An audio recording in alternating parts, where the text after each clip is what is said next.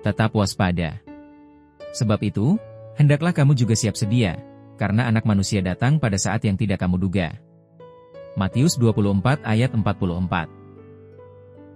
Waspada adalah sikap berhati-hati dan berjaga-jaga terhadap kemungkinan bahaya wan ancaman. Dalam bahasa Indonesia, waspada juga bisa berarti siaga, awas, atau berhati-hati.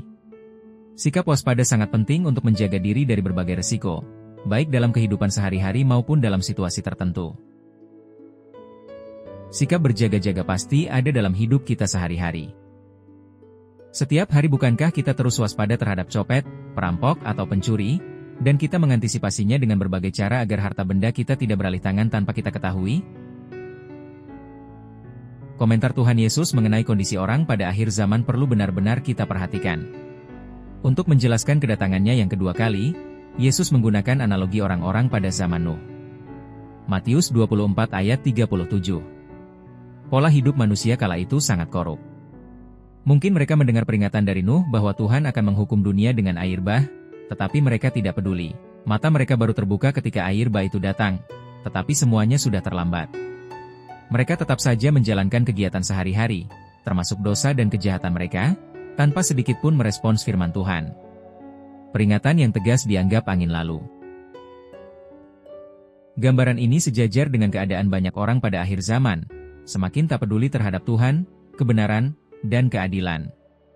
Firman Allah diabaikan, bahkan peringatan tentang kedatangan Kristus yang kedua dianggap hal biasa. Padahal, Yesus berkata bahwa kedatangannya akan terjadi tiba-tiba seperti pencuri. Orang yang waspada tentu berbeda dari yang lengah dan tertidur. Orang yang serius menantikan Tuhan akan bertekun dalam iman, doa, dan karya kasih. Ia akan giat dalam pertobatan, menjaga hidupnya agar tetap kudus, dan mengutamakan kehendak Allah di atas segalanya. Orang demikianlah yang kelak akan mendengar ucapan indah dari Tuhan, "Berbahagialah engkau, hai hamba yang setia."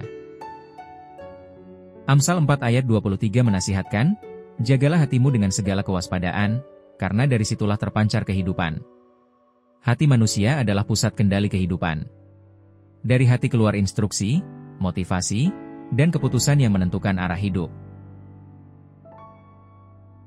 Hati mencerminkan siapa kita sebenarnya.